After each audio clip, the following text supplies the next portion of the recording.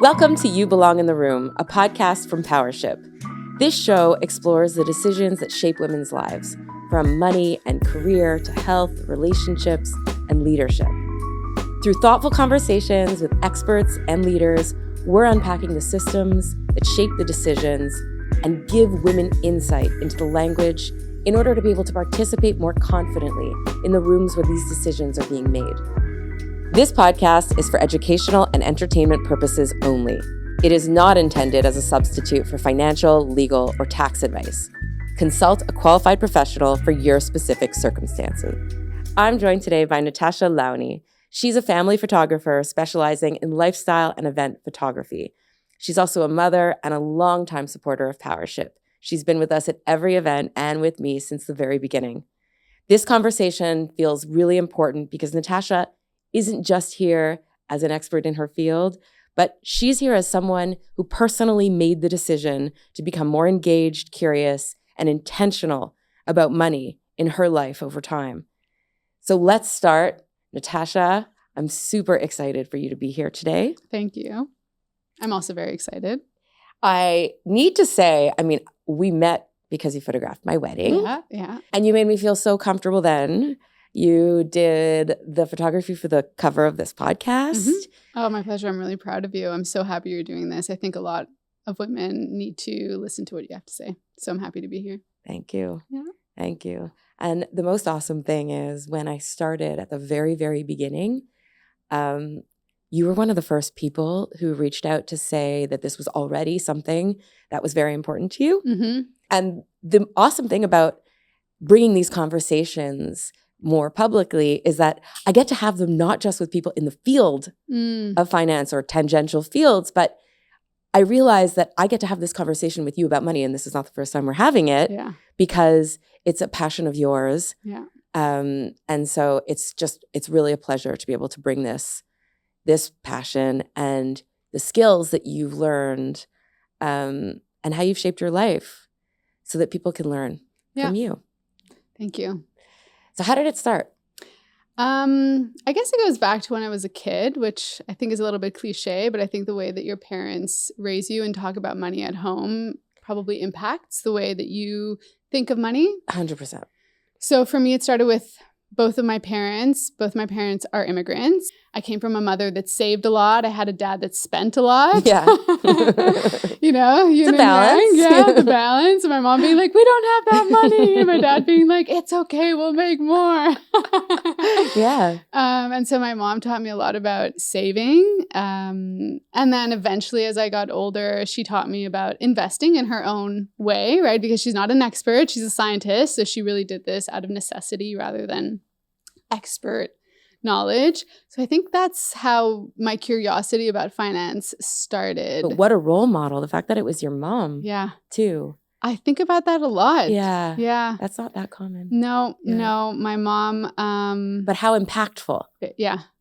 I don't think a lot of moms play that role when it comes to finance. Yeah.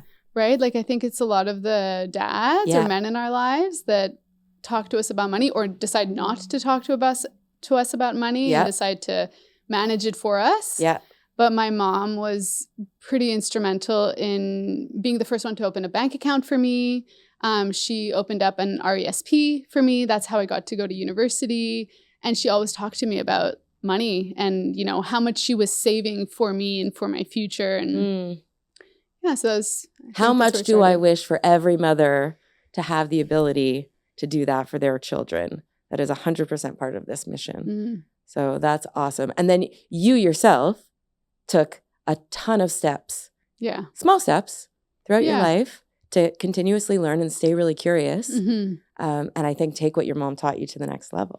Yeah, because I think at one point, it's funny, I trusted her up until the age of like 20, 21. And then I had this boyfriend whose dad was in finance. And I think actually there was this one moment I'll never forget. He was looking for interns. And I was like, I'll do it. Like, what does it pay? And he was like, it's like $7.50 an hour. And I was like, perfect, I'll do it. He's like, no, it's not for you. I was like, I'm so offended. I was like, I'll do it. I want to learn. And he's like, do you invest? And I was like, actually, I have a mutual fund. And he laughed. And I was like a bit embarrassed. So I was like, could you explain to me like what you would do? This is what I would do. And he explained to me like foundational stuff about drips or like how much something costs for somebody else to invest your money for you, why you should be putting it into a stock versus a bond and all of a sudden I was like, wow, I know nothing. Yeah. Like I've just been trusting that this is going to grow. And then I realized, wait, I've had this money in my account for like 10 years and it's grown like by nothing. Yeah. And then I was like, you know what? Screw you. I know you don't want me to work for you. Yeah. I'll figure this out on my own. And that's kind of, I think, where I realized like I needed to level up. Yeah. Well, that's a pretty lucky experience. Yes. I think that you had because not everybody who has money understands investing or could teach their children, never mind their children's significant others about it. So the fact that you had the wherewithal to ask, I think, the courage. I think you need to have courage to ask about financial literacy in general because I don't think it's even taught. Like if I think about it at school. I think they're doing more and more of it. Are they? Yeah. I haven't been at school for a long time. Yes, exactly. I think at the various levels, like it's becoming more of an interesting or trendy topic to teach earlier, which is awesome. Yeah. And we need to continue down that path. But I think the courage to continue to ask questions, even if you're worried about feeling any of the negative feelings. Stupid. Yeah. I felt stupid asking those questions. Yeah, but you're not. I mean, it's the only way to learn, really, is to feel okay not knowing. Yeah. So that's amazing. And then, like, what were your next steps? How did you? Good question. I think after that, there was a lot of trial and error. Yeah. I remember, so this is like I want to say like 16 years ago, right, is when I like felt like I needed to take a little bit more ownership. So I started with like the tips and tricks that he recommended. And then obviously I was in that family for like a couple of years. So kept asking questions. We were just talking about like financial literacy, like having the courage to ask questions. What does this mean? What is that? Or like, hey, this happened with my stock. What do you think about it? And there were times where like I got bad advice and then I didn't make money or like I lost a bunch of money. And I was like, okay, and this is why you don't just listen to anybody. Yeah. I need to be informed so that when I do lose something, I own it. Like I made the decision, not somebody else. I was going to ask you if you work with someone now. No, I don't. You do it on your own? I do it on my own. And I guess like, there is always another time to like level up even more. Well, it's also thanks to a lot of tools and resources that I've been able to pick up as I go along, like podcasts, books. One of the podcasts that I listen to that I love is called Invested. Yeah. I think I told you about it. Yes. It's a father who teaches his daughter about investing. And who's a lawyer, right? She's a lawyer and I think he has an investment firm. Anyway, Smart. and so they talk through it and she's always like questioning him about like his choices and decisions. And I love that because it's so accessible. I also love following, I don't know if you know Mrs. Dow Jones on Instagram. No, I don't. Oh my God, love her. Really cool because it's for women, like investing for women. I feel like that's my whole feed. Yeah. Anyway, those two, and there's a bunch of other books too. Yeah.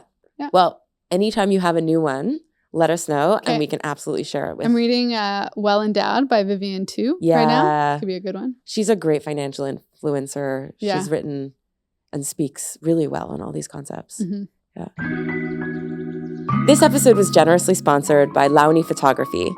I have had the personal experience of working with Natasha and her team, and there is nothing like being supported during those milestone events by a team that has not only expertise, but also makes you feel very comfortable and at ease.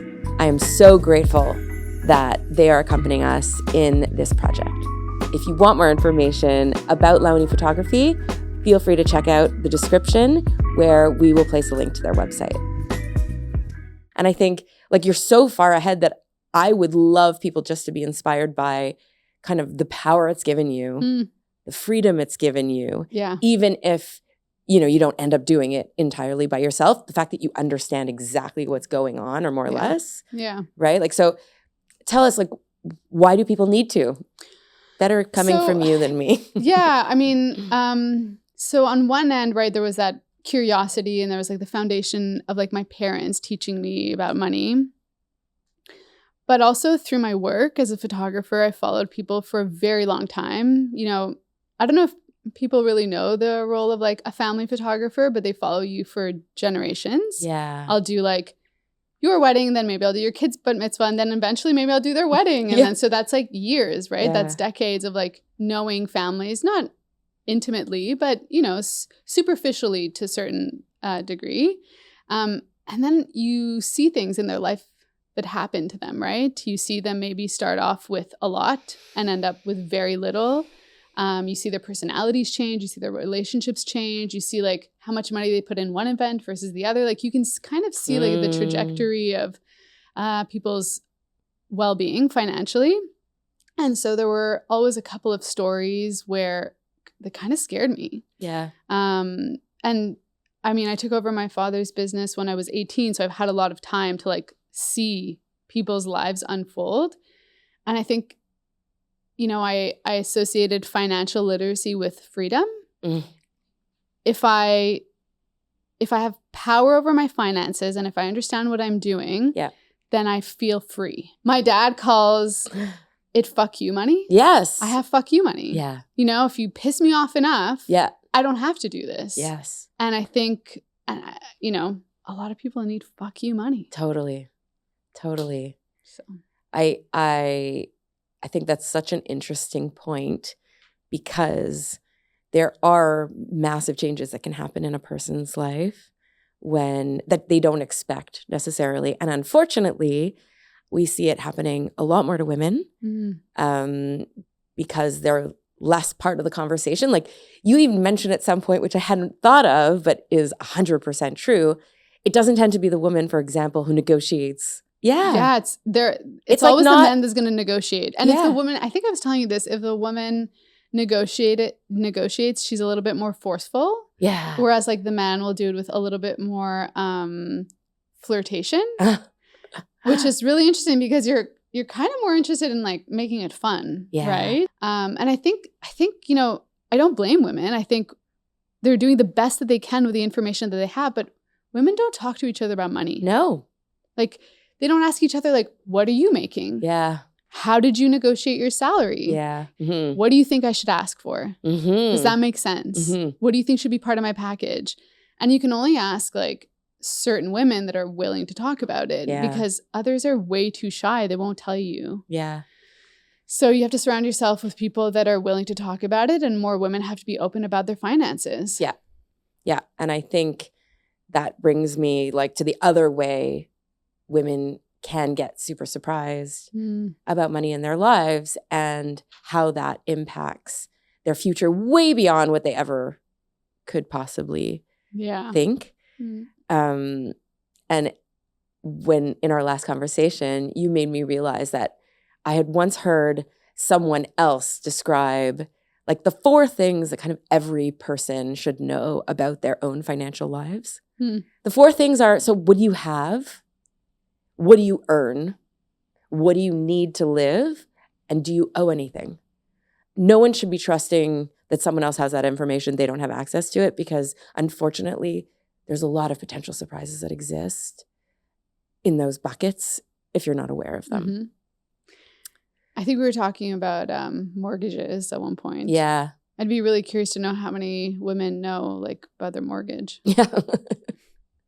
Like, what's your rate? Yeah. How much do you spend? Yeah. And like, do you understand the clauses in the contract? And are you going to pay for it? Is he going to pay for it? What's under your name? What's not under your name? Yeah. The amount of times that my husband will like take care of it and I'll like go to his door and be like, what's our rate? What are we paying? Yeah. Wait, why are we doing this? Yeah. Are we variable? Are we fixed? Like, no, but you have to tell me. I need to know. You know, like I'm asking the questions. Yeah. And he's a mortgage broker. It's true. I could leave it in your hands, but I'm not going to. It's so true. Yeah. Yeah. And I think that's also really interesting because it doesn't mean that you have to be always equal deciders, even in everything. It's not like women need to feel like, oh, well, I need to take this over or I should be, you know, doing at least half of it. Not necessarily. I think everybody, every couple, every family, every person needs to figure out what they're comfortable with and a system that works. But asking the questions and having the information is necessary. Yeah. I'll never forget. This was a story that really impacted me a few years ago where I did this event for this family, and I think they spent like over $1 million on their event. It all looked fine until like when it was time for me to do the album, which is usually like a few months later. Oh. She was like, "Oh, we're getting divorced." And she's like, "You don't understand." I'm like, "I'm fucked. Like, I don't know what he did, but he makes no money on paper. Like, I think like I'm like making maybe like 40 grand. Like, that's all he's going to give me. And I can't live off of that." We're talking about people that like vacation on yachts and like travel with private planes and are spending $1 million on a party. Yeah. And then now that she's getting divorced, what's $40,000 going to give you after tax? Yeah. I mean, nothing. Nothing. Yeah. Right? And she would never have thought, given her lifestyle, that that's what she would be left with. And she probably didn't ask the questions. At all. Yeah. And we're talking about like, you know, this is like. Also, this is not uncommon. This is not like an uncommon story. Yeah. No, this is a very common story.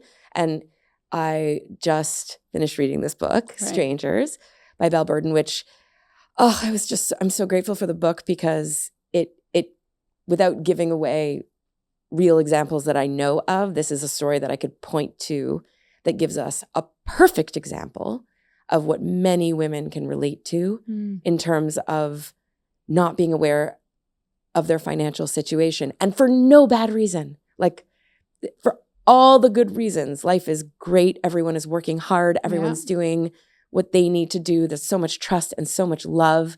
And at the end, you don't expect the bad thing to happen, but it happens. It happens. No one who it happens to thinks it's going to happen to them.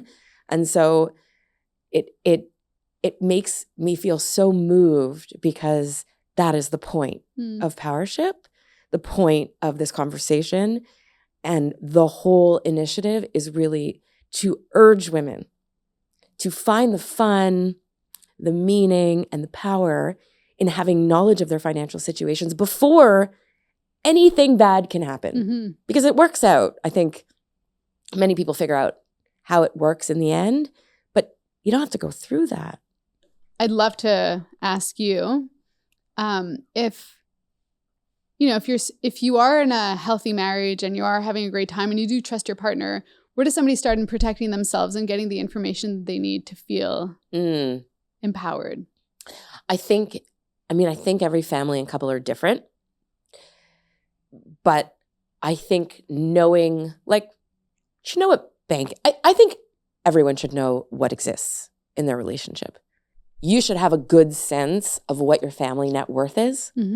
If you're not the one doing paid labor, I think you should know what your partner is earning. I spoke to a woman actually just yesterday, and she was telling me something that I'd never heard before, and I loved it. And that was after she had her first child, she wasn't married. So when she had her first child, basically she was staying home. She otherwise had a big job, and her husband gave her half of his salary while she was staying home, just to acknowledge that she was now working, but in the home, being unpaid, and he was still earning the salary, but she deserved. I mean, and there's a reference to this in this book where you talk about kind of the family enterprise. Like, the wife in this book always saw herself as supporting the money that was being earned by the couple, which is true. The few places that I would suggest someone might want to start is knowing the basics of almost what I was referring to before, their financial house. So what is your family net worth? What do you have? And net worth does kind of presume that you take off the debt. That's a piece of it. You need to know if you have debt within your family. I think you need to know what you have, so your net worth, which presumes that any debt is deducted. So you need to know, do you have any debt? That would include your mortgage. You also need to know what money is coming in, right? So if you're earning money, great. How much is that? Net after tax, right? Because we often think of what we earn as a gross amount, Like my salary is whatever, but that's not what's in your pocket. That's not what you can spend. So it's important to think of the numbers in like what you actually have access to. So what's coming in? And if you're doing unpaid labor in your home, I think it's important, and I don't know how many women actually know what their spouse is earning, but as a family, if you've chosen for someone to do paid and another person to do unpaid labor, then what the family is earning is important for everyone to know. And then finally, you need to have a sense of what you spend. So do you have a budget? And if you don't have a budget, just round numbers. Like, what do you need to carry on your lifestyle? And do the numbers make sense? And then it can help you make more informed, more meaningful decisions about all the things you choose to do. From, if you have kids, what school they go to, or what vacations you take, or what kind of home you either buy or rent. Do you do philanthropy? Are you giving money? Are you making an impact in some way? Can you afford to do X or Y? So I think that I would say those 4 pieces of information to start would go a long way. The unpaid labor topic is really interesting to me because if you are doing all this unpaid labor, then that means that you don't have anything to invest. And so you have nothing to grow. Yeah. Right. And so I think that's where I get a little bit nervous. Yeah. And I almost appreciate your story about the gentleman who like gave half of his salary to his wife, because then she has like something tangible that she can use to like invest in her future. Because that's what you would do with your own money if you had a salary, right? Like you would divide it and budget it up. But I don't know if a lot of women have that mindset where it's like, I'm doing the unpaid labor, you pay for me, versus I'm doing unpaid labor, let's share your salary. Mm-hmm. Right? Yes. Because then I have something in my bank account, and then I have the freedom to choose what to do with that money. Also, like, what's my work worth? Because unpaid labor is valuable work. So I think the unpaid labor, and I think exactly what you're pointing to, is really, really important, because it gives you a different mindset to have money that you decide to allocate, and have a portion of that you may decide not to spend so that you can save and invest it and watch it grow. Like, that's productive in its own way, versus just having your bills paid, having a credit card that gets paid that you can use, because there's no agency in deciding not to spend. Right.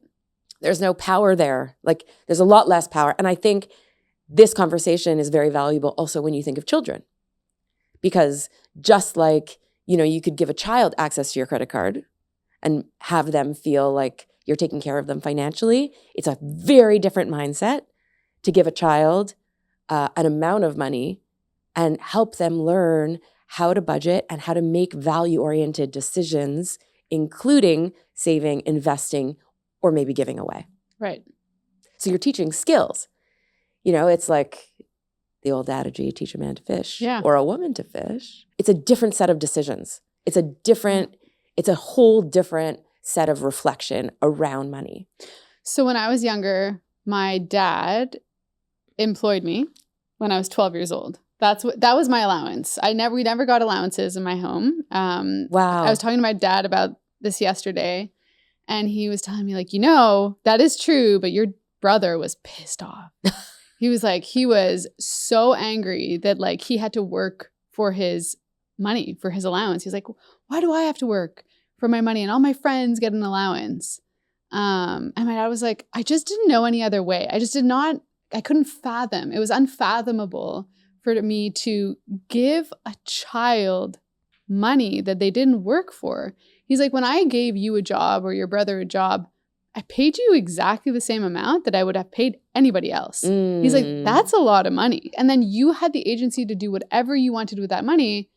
And then your mom took you to the bank and you put the money away, and then you learned how to invest it. And, I remember you guys being really proud. Like, this was your money that you earned. And not only were you earning your own money, but you were also building skills. Yeah. You could then I was very easily employable later on because I had all of these skills. Like, I'll never forget, I knew how to use Photoshop. Like I was a graphic designer by trade and I could work. Wow.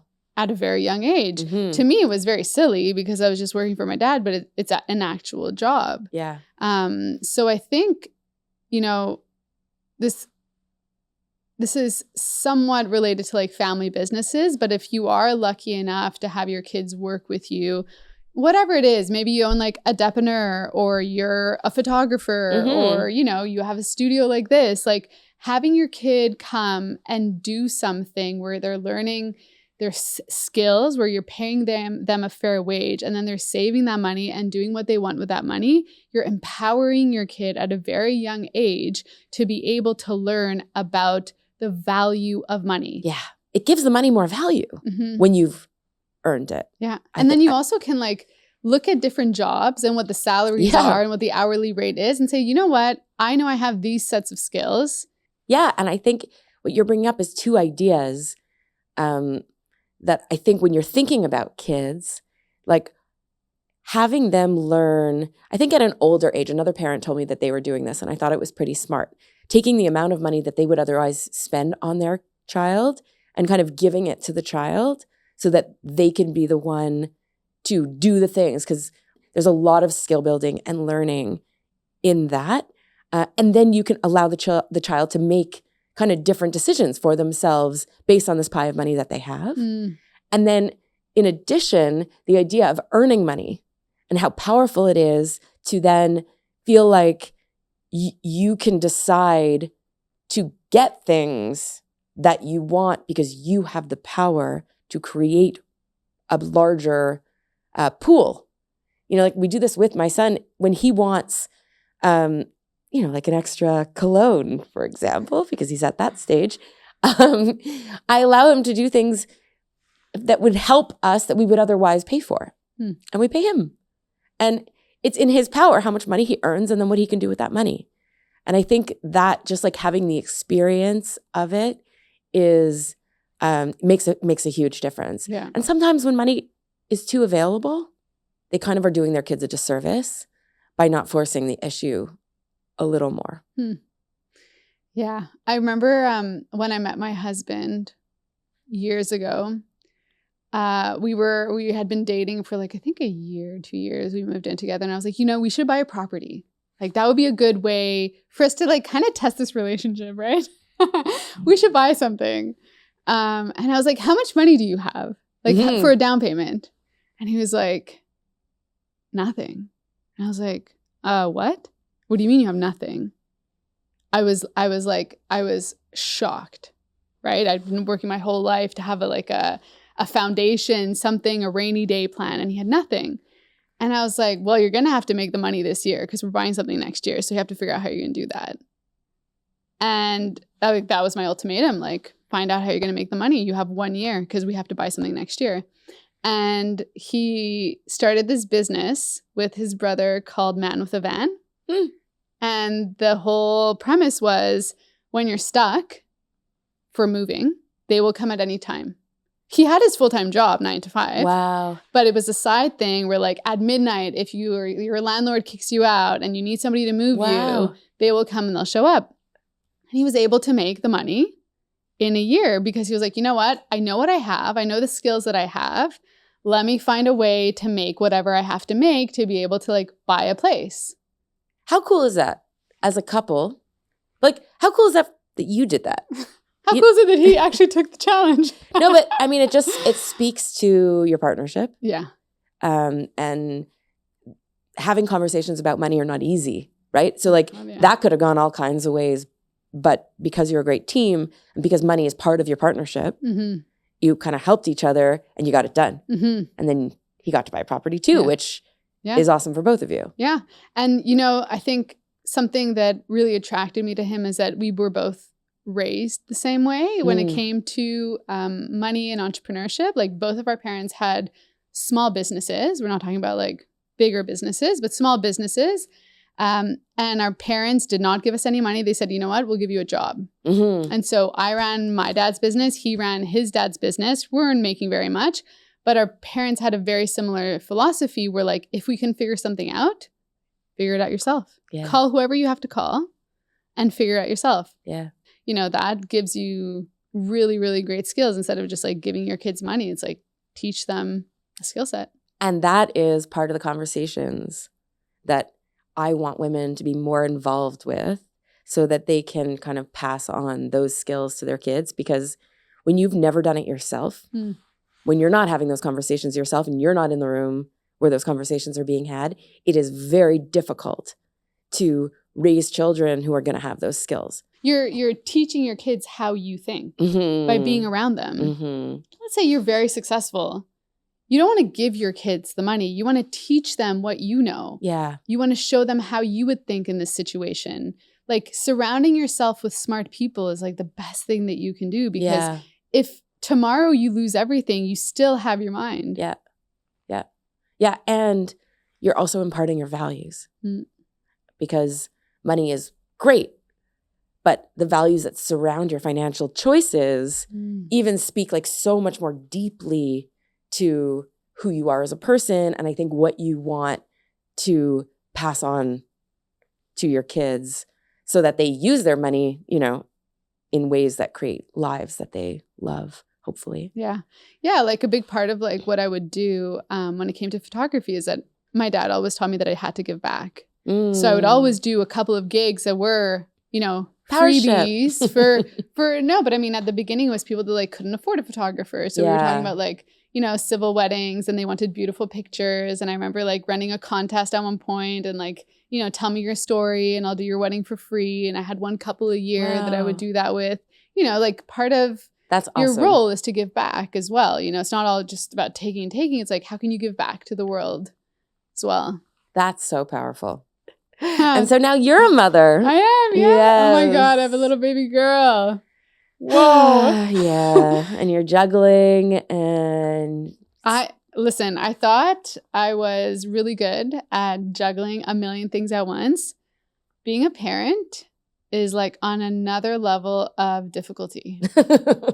You just have this thing that needs you 24/7. She can't sit without me. You know what I mean? She can't eat without me. Yeah. I didn't realize that. So yeah, it's how did you think about money? Like preparing? Oh my God. Yeah. I mean, so I will say like I had a little bit of time because this baby was an IVF baby. It took me a few years to have her. So I had the time to like think about like how I was going to, you know, set myself up. So in a way I was lucky for that, lucky, unlucky, whatever, silver lining. And you had the ability, like your financial acumen was already somewhat established. I think that's rare. I really think that that's rare. Yeah. So I had that, I had the time and I had the financial acumen to decide like what I was going to do. And to understand the implications.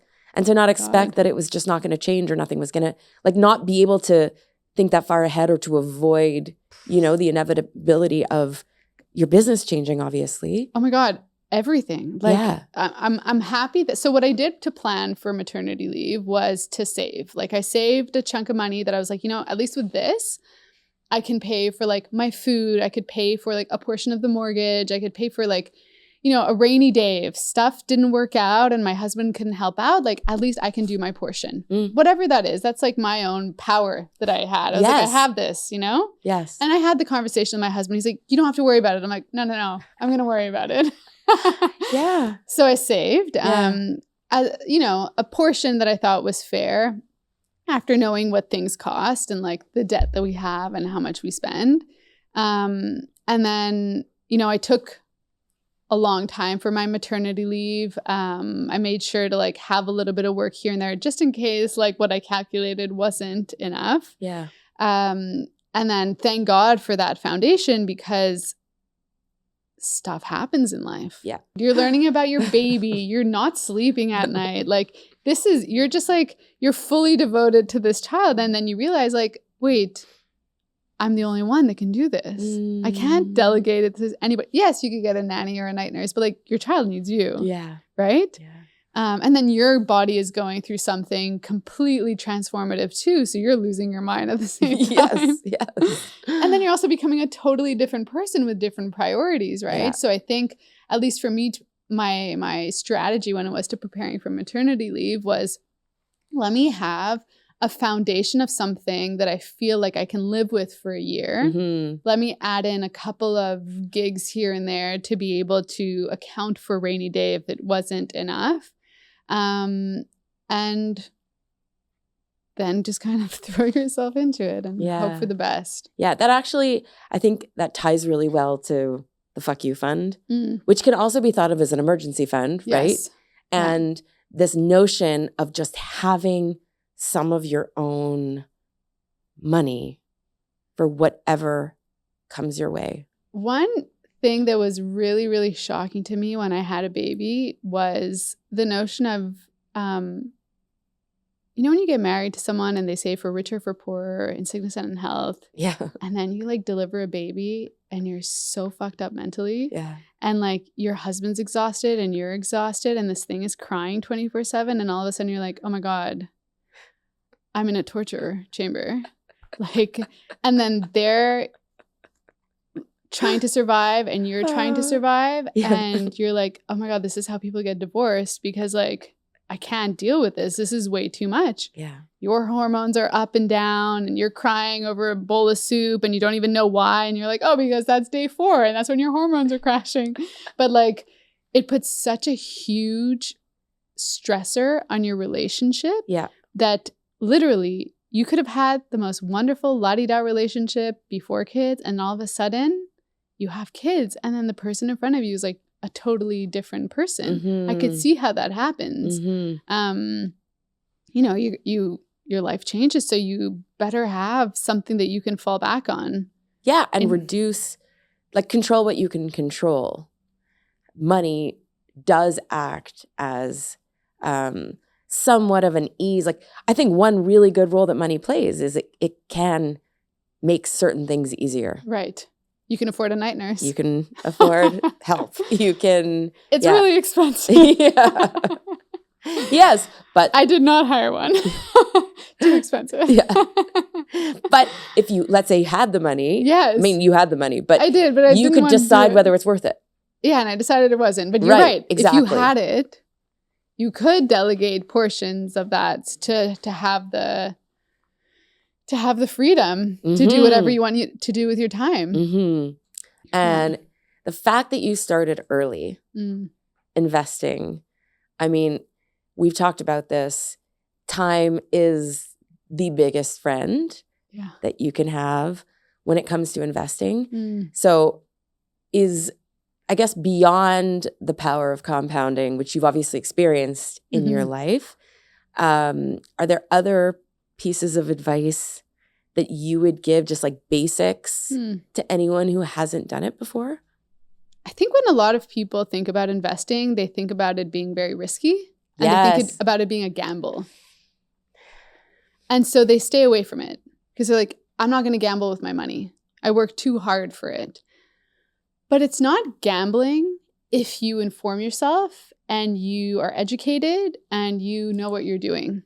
But taking the time to look at a company, get advice, talk to people, look at their financials and say like, you know what, I think long-term I'd like to invest in this company. Like that's a decision that you made. Yeah. Every decision that you make in life is a financial decision. Like with, you know, the house that you bought in a particular location, is it going to grow fast or is it going to grow slow? The clothes that you wear, are you investing in cheap clothes or are you investing in something that's going to last you a while? Are you investing in, you know, I don't know, your kids' education, the food? Every single choice you're making is a financial decision. You just got to make the time for it. Oh, I love that. Thank you. And I love this point about risk because I was actually recently on a panel at an event where I was asked about risk and long-term financial security. And I had the opportunity to say that actually not investing can be seen or thought of as riskier than investing. Because if you invest intelligently, there are plenty of ways to invest, and this is not advice, in a diversified manner, conservatively, just to counter inflation, right? Because if you just save And women tend to be really good at saving and maybe not understand or have the opportunity to understand investing well enough to see that what you're describing as risky or not risky about it. But if you don't ever invest, the risk of outliving your money is a big one. Oh my God. There are so many risks in life, right? But we actually do need to think about whether our money is going to last us with all the unforeseen things that could happen and maybe not wanting to work forever, possibly. To not invest because it's risky is to kind of not see the long-term risk. I remember when I would tell my dad, like, oh, I'm thinking of spending this money on this. And let's call it like $1,000. He'd be like, that's like $10,000, right? And I was like, wait, what do you mean? No, it's just $1,000. He's like, but your $1,000 in 10 years is like $10,000. So you're actually asking me to spend $10,000, not $1,000. And I was like, ugh, shit. Oh my God. Maybe I should do something else with that $1,000.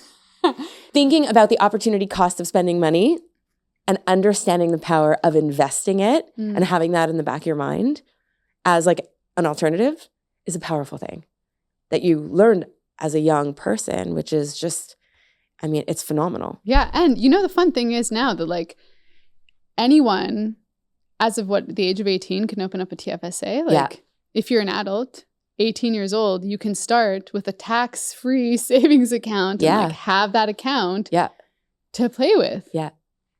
It's a great gift. Yeah.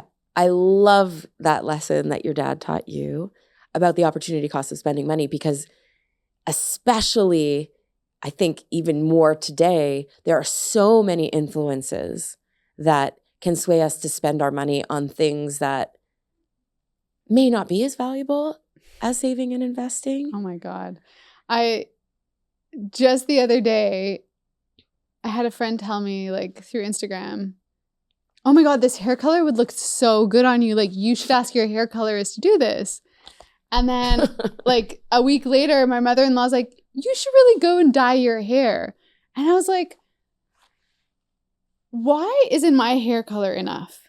Like, why do I have to go and spend 5 hours at a beauty salon, spend $500 to color my hair when I can like do something else with my time and my money? I feel like there's also like this beauty tax that we pay as women. I had a marketing firm with my dad for a few years, and we worked with plastic surgeons. And the thing about plastic surgery, it's compounded as well. The more you do it, the more you have to keep doing it. The more you do lasers and treatments, the more you have to keep doing it. It's a whole system designed to keep doing it. And so I think as women, we're often influenced to go spend a lot of money on beauty, on the things that we have, and that takes away so much power from what we could be doing with our money. So true. I myself have struggled with whether I value doing my nails. Oh my God. And I know very certainly that I don't value it. I don't. There's so many things I want to do with my time. Whenever I'm doing something, there's always something else I could also love to be doing. Yeah. And I don't enjoy doing my nails. I'm the same way. The mental capacity that it takes to book the appointment and get there and God forbid something chips and I have to deal with it. Like it is not in my value set. Money aside, although the money is part of it, because it's not inexpensive to do your nails and however long, how often you have to keep up with it. But to your point, society values nails being done and manicures. And it is very difficult to make a different decision than what society expects from you. I know. In all the ways that beauty impacts us. I always like to think about things twice whenever I'm like going to go buy new clothes or go do my nails or change my hair color or buy something. It's like, am I doing this for me or am I doing this for somebody else? Yeah. Don't get me wrong. Like, there's things that I love to spend on my money on, but that's my decision. Yeah. It's my financial freedom. Yeah. If I like to travel, I spend my money on like cool trips. Yeah. And I think it's like you find a lot of joy when you are spending in line with your values. Yeah. If no one could see, and there's other financial influencers out there who I think like to make that point of if you couldn't show anyone or no one could see, would you still buy it? Would you still? And, that doesn't work across the board because, for example, like I feel good going to work looking a certain way. Like that gives me pleasure and kind of it impacts the way I go through my day, right? I find value in that. Yeah. But not a trend just to show someone, that I have something that I guess they would deem cool. Yeah. Or even like I think about how where you spend your time is also a luxury. Like if I decide that my job, I want to start my work day at like 9:00 because I want to go to the pool with all the retirees from like 7 to 8. That's my choice. And I'm like really proud of that. And, that's my investment into myself. Yes. But our time is, I often think of what a privilege and luxury it is to be able to make decisions about my time. Yeah. Really hope more women take power into their own hands to be able to have financial freedom. You're along the ride with me, and I appreciate the important contribution you're making in helping us achieve this mission. Thanks. I often think how fascinating it is that at the exact same time, we don't think money is our thing. Women don't tend to see money as kind of their realm. And yet, almost every decision we make, like you said, is a financial decision. And I don't think a lot of people are necessarily thinking that way, but everyone as they move through the world are making financial choices. So money is already our thing. And so I think we just need to extend that and get a bit more comfortable talking about our decisions so that we can be more intentional about them, because that's also wherein the power lies. I think anybody can have the power to make decisions like this by educating themselves. Yeah. Thank you for listening to You Belong in the Room, a podcast from Powership. Today, we learned very clearly from Natasha that the earlier you start, the more freedom you create. And while it may be very daunting to start, you don't need to know everything. But the waiting does have a cost. So today is better than tomorrow. If you enjoyed this conversation and feel inspired to share it with someone who you know would benefit, please do. You can find it wherever you listen to your podcasts. And to learn more about Powership and the Women's Powership Symposium, you can check out our website at powershipcollective.com and follow us on Instagram at Powership Collective. Thank you for being here.